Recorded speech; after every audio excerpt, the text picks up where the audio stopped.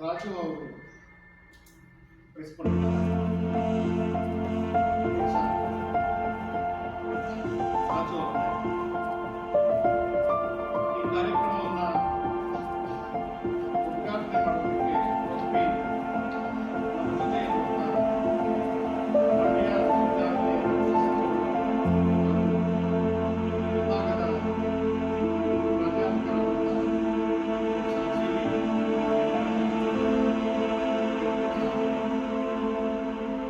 ಈ ಕಾರ್ಯಕ್ರಮದಲ್ಲಿ ಉಪನ್ಯಾಸ ನೀಡಲಿರುವಂಥ ಆತ್ಮೀಯ ಗೆಳೆಯ ರೋಹಿತ್ ಅವರೇ, ಈ ಕಾರ್ಯಕ್ರಮವನ್ನು ಒಂದು ವರ್ಷದಿಂದ ಅವಾಲಿತವಾಗಿ ಮೈಸೂರು ಜಿಲ್ಲೆಯಲ್ಲಿ ನಡೆಸಿಕೊಂಡು ಬರುತ್ತಿರುವಂಥ ಡಾಕ್ಟರ್ ಯೋಗೇಶ್ ಅವರೇ, ಡಾಕ್ಟರ್ ಶಬಾನ ಅವರೇ, ಇವರಿಬ್ಬರು ಕೂಡ ಮೈಸೂರು ಜಿಲ್ಲೆಯ ಈ ಕಾರ್ಯಕ್ರಮದ ವಿಭಾಗೀಯ ಸಂಚಾಲಕರಾಗಿ ಕೆಲಸ ಮಾಡ್ತಾರೆ. ಹಾಗೂ ಪತ್ರಿಕಾ ಬಳಗದ ಸಮಯವನ್ನು ತೆಗೆದುಕೊಳ್ಳೋದಕ್ಕೆ ಬಯಸಲ್ಲ. ಕರ್ನಾಟಕದಲ್ಲಿ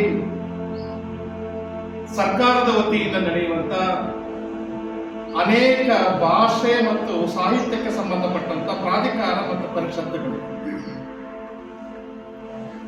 ಅದರಲ್ಲಿ ಒಂದು ಕರ್ನಾಟಕ ಸಾಹಿತ್ಯ ಅಕಾಡೆಮಿ. ಇದೊಂದು ಸಾಹಿತ್ಯ ಸಂಸ್ಥೆ, ಕರ್ನಾಟಕ ಸರ್ಕಾರ. ಈ ಸಂಸ್ಥೆ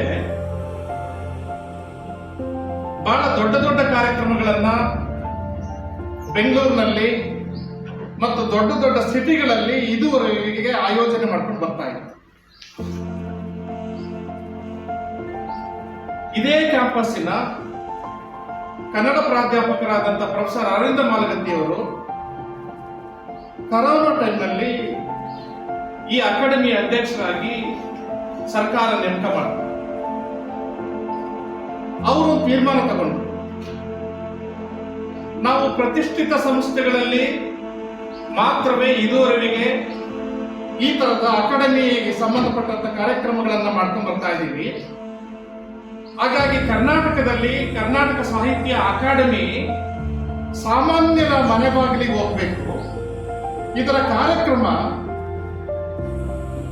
ಈ ಪ್ರತಿಷ್ಠಿತರನ್ನ ಬಿಟ್ಟು ನಮ್ಮ ಸಾಮಾನ್ಯ ಓದುಗ ವರ್ಗ, ಆಸಕ್ತಿ ಇರುವಂತ ಮಕ್ಕಳು ಮತ್ತು ಈ ತರದ ಒಂದು ಗುರುತೇಯದ ಜಾಗದಲ್ಲಿ ನಡೆಯುವಂತಾಗಬೇಕು ಅಂತ ಹೇಳಿ ಈ ಚಕೋರ ವೇದಿಕೆಯನ್ನ ಅವರು ಚಕೋರ ಕಾರ್ಯಕ್ರಮವನ್ನ ಸರ್ಕಾರದ ಅನುಮತಿ ತಗೊಂಡು ಶುರು ಮಾಡಿದ್ರು. ಆದರೆ ಅವರು ಪೂರ್ಣ ಪ್ರಮಾಣದಲ್ಲಿ ಅಧಿಕಾರವನ್ನು ಮಾಡೋಕ್ಕಾಗಲಿಲ್ಲ. 2 ವರ್ಷ ಇದ್ರು, ಸರ್ಕಾರ ಬದಲಾಯಿತು, ಅವರು ಹೊರಟೋದು.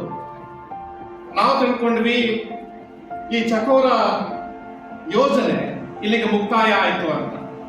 ಆದ್ರೆ ತದನಂತರ ಬಂದಂತ ಅಧ್ಯಕ್ಷರು, ನಿಮಗೆ ಗೊತ್ತಿದೆ ಮಕ್ಕಳೇ, ರಾಜಕಾರಣದ ಪರಿಕಲ್ಪನೆ ಇಟ್ಕೊಂಡೇ ಎಲ್ಲ ಪ್ರಾಧಿಕಾರದ ಅಧ್ಯಕ್ಷರು ಮತ್ತು ಯೋಜನೆಗಳು ಕೆಲಸ ಮಾಡ್ತವೆ.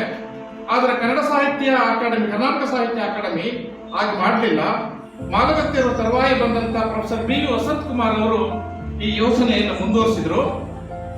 ಆ ನಂತರ ಬಂದಂತ ಪ್ರೊಫೆಸರ್ ಎನ್ ಮುಕುಂದರಾಜ್ ಅವರು ಕೂಡ ಈ ಯೋಜನೆಗೆ ಇಡೀ ಒಂದು ಕರ್ನಾಟಕದಾದ್ಯಂತ ಬಹಳ ದೊಡ್ಡ ಮುತುವರ್ಜಿಯನ್ನು ವಹಿಸಿ ಪ್ರತಿ ತಿಂಗಳು ಕೂಡ ಕರ್ನಾಟಕದ ಪ್ರತಿ ಜಿಲ್ಲೆಯಲ್ಲಿ ಈ ಕಾರ್ಯಕ್ರಮಗಳು ನಡೆಯುವ ಹಾಗೆ ಅವರು ರೂಪಿಸಿದ್ದಾರೆ. ಈಗಿನ ಹಾಲಿ ಅಧ್ಯಕ್ಷರಾಗಿರುವಂತಹ ಮುಕುಂದರಾಜ್ ಅವರು ಈ ಕಾರ್ಯಕ್ರಮವನ್ನ ಆಯಾಯ ಜಿಲ್ಲೆಯಲ್ಲಿ ಕೆಲಸ ಮಾಡುವ ಅಕಾಡೆಮಿಯ ಸದಸ್ಯರು ನಿರ್ವಹಿಸ್ತಾರೆ. ಆ ಸದಸ್ಯರು 2 ಸಂಚಾಲಕರನ್ನ, ಈಗ ಜಿಲ್ಲೆಯ ಬಹಳ ಕ್ರಿಯಾಶೀಲ ಸಂಚಾಲಕರನ್ನ ಹೊಂದಿಸಿಕೊಂಡು ಈ ಕಾರ್ಯಕ್ರಮವನ್ನ ನಾವು ಮಾಡ್ಕೊಂಡು ಹೋಗ್ತೀವಿ. ಈ ಕಾರ್ಯಕ್ರಮಕ್ಕೆ ಬಹಳ ದೊಡ್ಡ ಮೊತ್ತವನ್ನು ನಾವು ಕೊಡಲ್ಲ. ಯಾಕೆಂದ್ರೆ ಪ್ರತಿ ಜಿಲ್ಲೆಯಲ್ಲೂ ಕೂಡ ಪ್ರತಿ ತಿಂಗಳು ಕೂಡ 30 ಜಿಲ್ಲೆಯಲ್ಲಿ ಕಾರ್ಯಕ್ರಮ ನಡೆಯುತ್ತೆ. ಒಂದು ಸಣ್ಣ ಪ್ರಮಾಣದ ಮೊತ್ತವನ್ನ ಕೊಡ್ತಾರೆ. ಉದ್ದೇಶ ಏನು ಅಂತಂದ್ರೆ ಯುವ ಜನತೆಯನ್ನ ಸಾಹಿತ್ಯದ ಅಭಿರುಚಿಯ ತೆಕ್ಕೆಗೆ ಒಳಗೆ ಮಾಡಬೇಕು ಮತ್ತು ಆ ಮೂಲಕ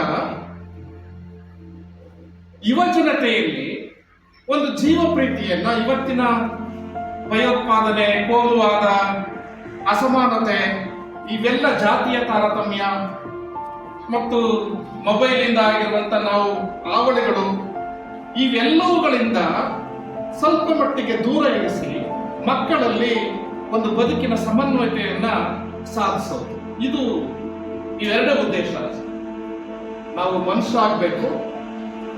ನಾವು ಮನುಷ್ಯ ಆಗೋದಕ್ಕೆ ಏನೇನು ಬೇಕೋ ಅದೆಲ್ಲವನ್ನ ಈ ತರದ ಪರಿಷತ್ತುಗಳು, ಸಾಹಿತ್ಯ ಅಕಾಡೆಮಿಗಳು ಯುವ ಜನತೆಯಲ್ಲಿ ಪ್ರಚಾರ ಮಾಡಬೇಕು ಮತ್ತು ಬದುಕಿನಲ್ಲಿ ಒಂದು ಬದ್ಧತೆಯನ್ನ ರೂಪಿಸುವ ಕಾರ್ಯಕ್ರಮಗಳನ್ನ ಹಮ್ಮಿಕೊಳ್ಬೇಕು ಅನ್ನೋ ಒಂದೇ ಒಂದು ಇರಾದೆಯಿಂದ ನಾವು ಈ ಕಾರ್ಯಕ್ರಮವನ್ನ ನಾವು ಕರ್ನಾಟಕದಾದ್ಯಂತ ನಡೆಸಿಕೊಂಡು ಬರ್ತಾ ಇದ್ದೀವಿ.